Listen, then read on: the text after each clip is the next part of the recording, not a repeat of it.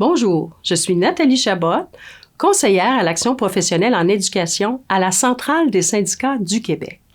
Le 9 avril 2024, le gouvernement Legault a adopté la loi visant à renforcer la protection des élèves concernant notamment les actes de violence à caractère sexuel, le projet de loi 47 dans le langage usuel. Ce n'est que le 5 mars dernier que la majorité des articles sont entrés en vigueur, et ce, sans consultation préalable des syndicats en éducation.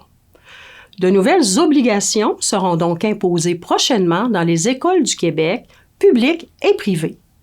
Non seulement ces nouveautés vous concernent, mais elles entraîneront des répercussions importantes dans votre quotidien au travail. Cette loi rend obligatoire l'adoption d'un code d'éthique par les centres de services scolaires et pour les établissements privés. Ceux-ci ont 30 jours à partir du 5 mars pour procéder à son adoption selon un modèle prescrit par le ministère de l'Éducation. Ce code vous concerne, vous les membres du personnel qui œuvrez auprès d'élèves mineurs ou handicapés, puisqu'il précise ce qui est entendu dans vos pratiques et dans vos comportements. Sachez que c'est au centre de service scolaire ou à l'établissement privé qu'incombe la responsabilité de rendre le code d'éthique accessible et de vous informer adéquatement de son contenu lors de rencontres avec le personnel. Soyez aussi assurés qu'en collaboration avec ces fédérations de personnel enseignants, professionnels et de soutien, la CSQ travaille à développer du matériel pour appuyer votre syndicat dans cette transition. Celui-ci pourra s'assurer que votre employeur effectue une mise en application conforme de ces nouvelles dispositions.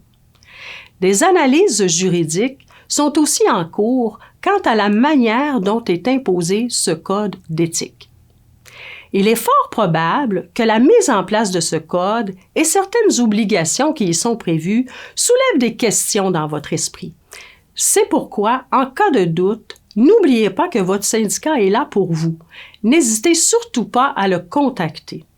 Il est primordial que ces nouveautés soient claires pour vous, car elles ont un impact direct dans l'exercice de vos fonctions au travail.